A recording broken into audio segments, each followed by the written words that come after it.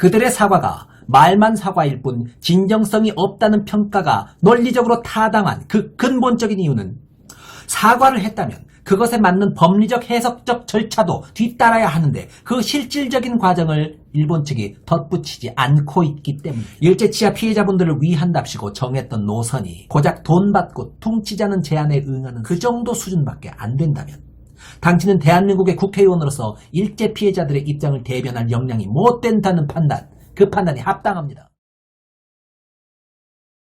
안녕하십니까. 토론배틀TV의 자유영혼 논객 인사드립니다. 일제 피해자분들을 대변하는 단체는 매우 많습니다.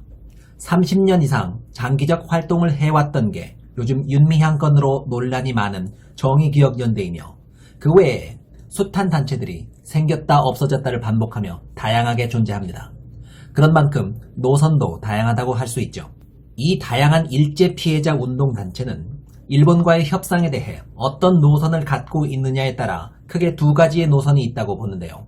그 두 가지는 다음과 같습니다. 첫 번째로는 현실적으로 적당히 합의할 만한 금액을 제시한다면 이 모든 논란을 쿨하게 종식시킨다는 목표를 가진 노선.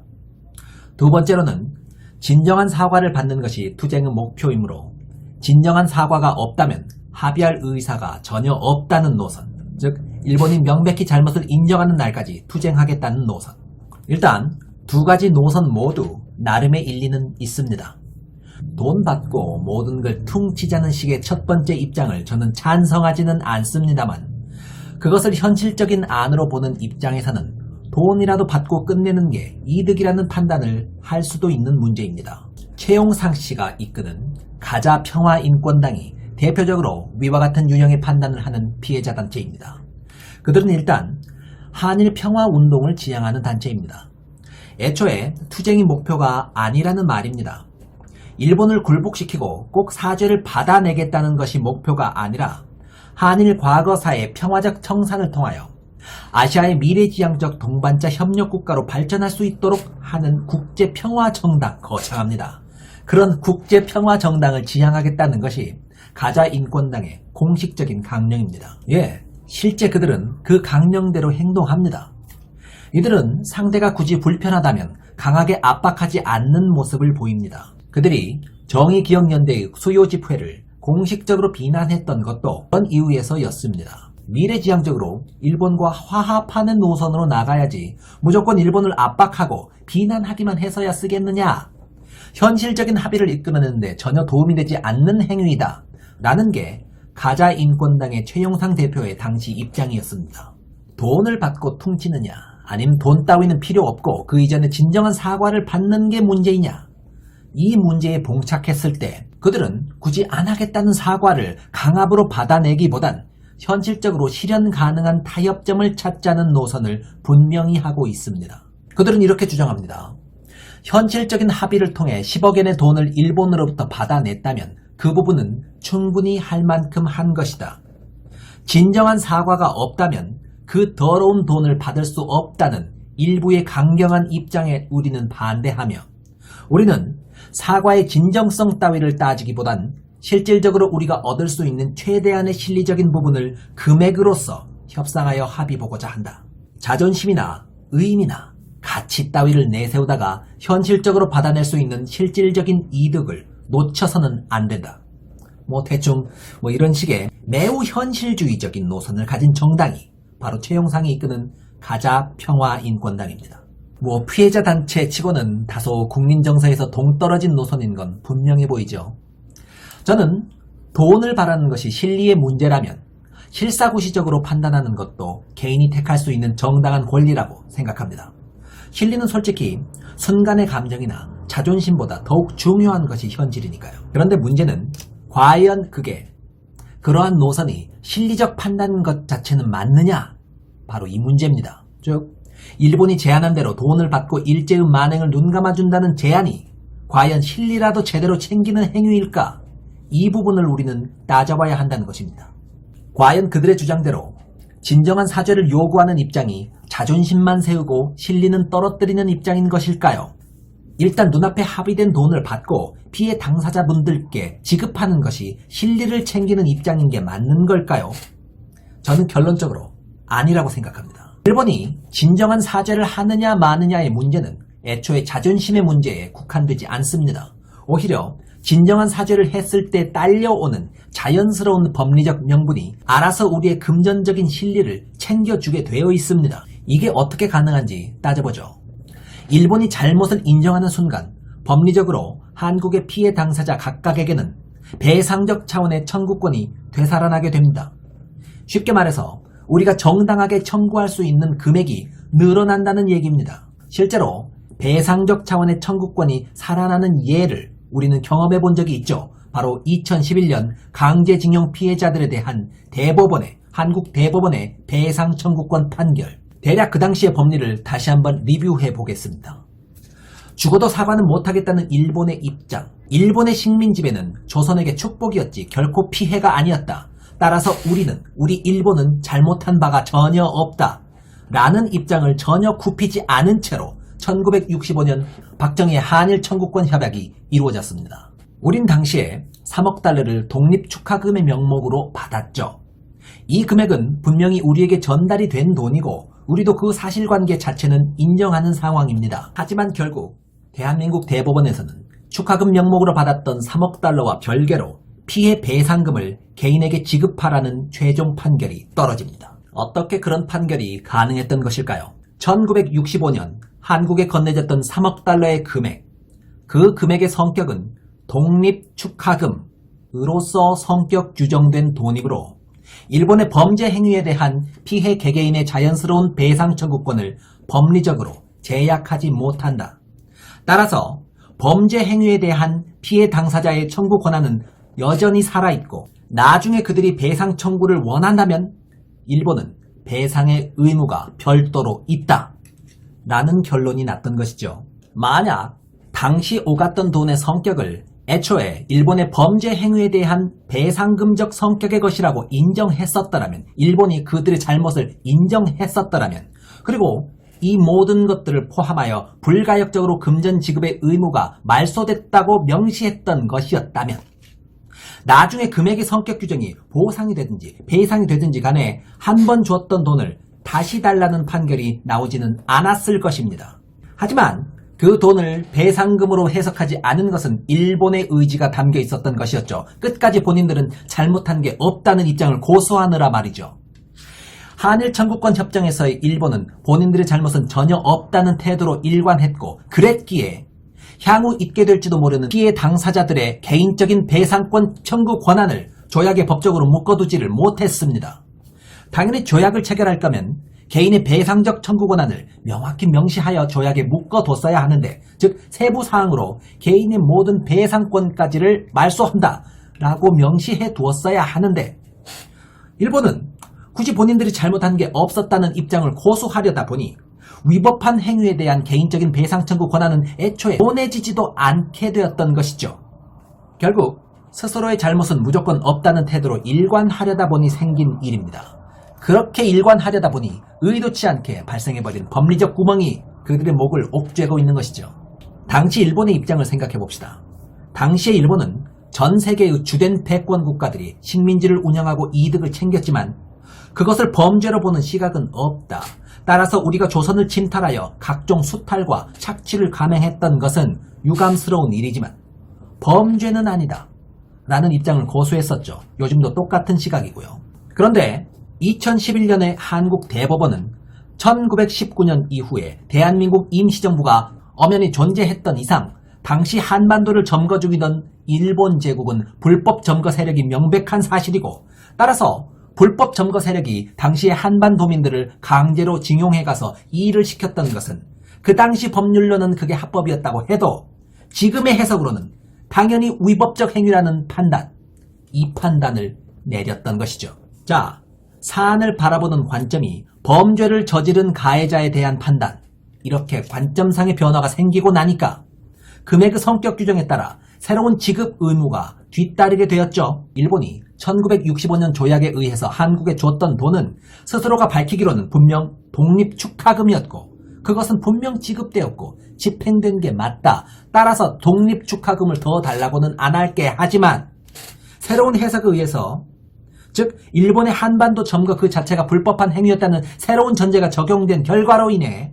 배상금, 축하금 아니고요. 그건 그것대로 받고 배상금이라는 새로운 성격의 금액을 지불해야 할 새로운 차원의 의무가 발생해버렸네. 분명 65년에 돈을 줬던 것은 맞는데 그것의 성격은 배상적 성격의 것이 아니므로 지금 새롭게 제기된 피해 당사자의 배상 요구는 65년에 한국이 받았던 금액과 성격상 무관하다. 피해 당사자가 원한다면 배상 금액은 그것대로 피해 당사자에게 지급하라. 라는 판결이 내려졌죠. 굳이 전달하는 금액의 성격을 배상금이 아닌 축하금으로 규정하려다가 오히려 그 부분이 법리적인 구멍이 되어 법리적인 족쇄가 되어 일본에게 새로운 배상 의무를 만들어낸 격이 되었죠. 일본은 분명 당시 잘못을 축소하거나 부정해버리면 뭔가 이득이 될 걸로 판단했었을 것입니다. 그래서 끝까지 본인들은 잘못한 게 없다는 식으로 나왔을 것이고요. 그런데 혹을 때려다가 혹을 붙인 격이 되어버렸습니다. 잘못을 축소해보려고 꼼수를 쓰다가 오히려 그게 독이 되어서 개개인에 대한 배상 청구 금액은 그것대로 또 내야 하는 상황이 되어버린 것이죠. 2011년의 위의 법리적 판단은 강제징용권에 대해서만 적용되는 게 아닙니다. 위안부 피해자 건에 대해서도 똑같이 적용되는 게 가능하다고 봅니다. 위안부 피해자 건에 대해서도 일본은 일본의 잘못을 인정하고 배상하겠다는 입장이 아니라 보상 차원에서 위로금 차원에서 10억엔을 건넨다고 명시하였습니다. 만약 그렇다면 위의 논리가 똑같이 적용될 수 있습니다. 보상으로서 전달되는 10억엔, 그렇게 박근혜와 아베는 합의를 봤죠. 예, 좋아요. 그건 감사히 받아도 됩니다. 그런데 그건 그것대로 위로금으로서 받고요. 잘못에 대한 개인의 손해배상 청구는 그것대로 권한이 살아있는 상황인 것이죠. 단 위의 논리가 적용되기 위한 전제 조건은 무엇이었던가요? 일본이 저질렀던 잘못이 법적으로 명증하게 인정되어야 한다는 조건입니다. 위안부? 내용을 들여다보면 누가 봐도 범죄가 맞습니다. 그러나 그럼에도 불구하고 일본은 그것을 범죄로 스스로 인정하고 있지 않습니다. 전쟁 중에 일어난 일 정도로 봐요. 전쟁 중인데 그럴 수도 있지. 고노다마 등등 해서 위안부와 관련한 일본의 공식적 사과를 담은 담화가 역사적으로 있었던 것도 사실이에요. 하지만 그것들의 진정성이 왜 의심받는 줄 아십니까? 우리가 관심법을 발휘하기 때문에. 그래서 관심법으로 봤더니 걔네들이 진정성이 없더라 라는 뇌피셜이 작용해서 그럴까요? 아니면 우리의 반일 종족주의가 너무 심해서 진정성 있는 사과를 하는데 그것을 못 받아들이고 있는 것일까요? 둘 다 아닙니다. 그들의 사과가 말만 사과일 뿐 진정성이 없다는 평가가 논리적으로 타당한 그 근본적인 이유는 사과를 했다면 그것에 맞는 법리적 해석적 절차도 뒤따라야 하는데 그 실질적인 과정을 일본 측이 덧붙이지 않고 있기 때문입니다. 말만 사과하면 뭐합니까?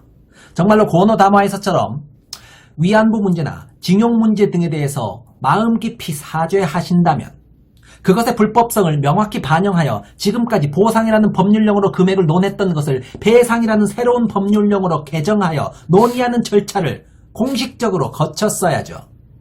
그런데 그런 과정이 있었나요? 없었습니다. 당연히 고노다마에서 발표했던 내용들, 사과한다는 내용들, 이딴 것들의 진정성이 의심받을 수밖에 없는 현실적이고 확실한 근거가 되지요. 자, 2015년 위안부 합의의 문제로 돌아와 봅시다. 그들은 어찌되었건 돈을 주겠다고 했죠. 그런데 그 금액의 성격 규정은 어떻습니까? 자기들은 잘못을 저지른 게 아니다. 그런데 니네 위안부 생존자들이 기분 나빴다면 위로금의 차원으로 돈을 전달하겠다.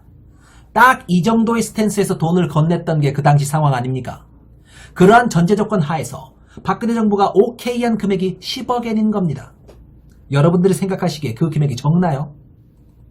그런 전제 조건 하에서라면 10억엔 정도면 많습니다. 꽤 많아요. 본인은 잘못한 것도 없는데 일본 본인은 잘못한 것도 없는데 그저 위로의 차원에서 기분 좋으라고 주겠다는 돈인데 10억엔이면 많죠. 아베상, 박근혜씨 수고하셨습니다. 그 정도면 축하금이자 위로금으로서는 충분해 보입니다. 그런데 어디까지나 그것은 일본이 전혀 잘못한 게 없는데 위로 차원에서만 드리는 그 전제, 그런 말도 안 되는 전제 하에서 그렇다는 얘기입니다. 그 행위 자체가 범죄 행위고 범죄를 저지른 죄인이 뱉어내야 될 돈이다 라는 새로운 전제를 적용해 봅시다.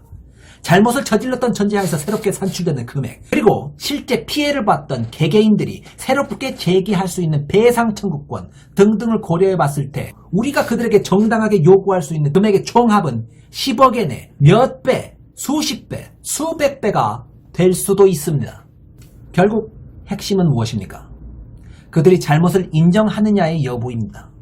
잘못을 인정했느냐, 하지 않았느냐의 여부에 따라서 우리가 요구할 수 있는 실질적인 명분이 법리적으로 크게 달라져 버린다는 것입니다. 그리고 이것은 관념상의 뜬구름 잡는 논의가 아니라 실제로 2011년 대법원의 판결에서 효력을 발휘했던 법리라는 것이 팩트입니다. 실제 위와 같은 논리로 해서 다시 한번 배상 청구권이 살아난다는 판례를 얻은 적이 있다는 얘기입니다. 상황이 이러한데 그들에게 잘못을 인정시키는 것을 포기하고 그냥 주는 돈이나 받아먹자. 그게 실리입니까? 일본의 잘못을 인정하라고 강력하게 촉구하는 게 감정적으로 반일 종족주의에 빠져서 선비짓거리 하는 것으로 보이십니까? 아닙니다. 그들에게 진정한 사과를 요구하는 행위는 우리의 자존심을 세우는 것으로서도 당연히 유용하고요. 동시에 가치적 차원에서도 훨씬 명분이 있으며 무엇보다 대한민국의 대법원이 뒷받침하는 구체적인 법리적 실리, 바로 이 법리적인 실리까지도 겸비하고 있는 주장입니다. 그들이 돈을 제공한다고 하여 넙죽 받아먹는 것이 당장의 배는 부르게 할 수 있을지 모르겠으나 정당히 요구할 수 있는 우리의 다음 수를 원천적으로 차단하는 치명적인 부작용을 낳는 것이라면 장기적 관점에서 어떤 쪽이 진정으로 실리를 챙기는 것이겠습니까? 가자 인권당을 이끌고 계신 최용상 씨. 당신은 2016년부터 갑자기 등장하셔서 위안부와 강제징용 피해자를 위하시겠다면서 정당을 설립하셨습니다. 1990년부터 지금까지 30여 년을 이 분야에서 헌신하셨던 윤미향의 정의기억연대에 비하여서는 매우 초라한 세월이지만 그래도 좋습니다. 그래도 선의로 피해자분들을 위해서 출범한 그 부분의 순수성은 의심하지 않겠습니다.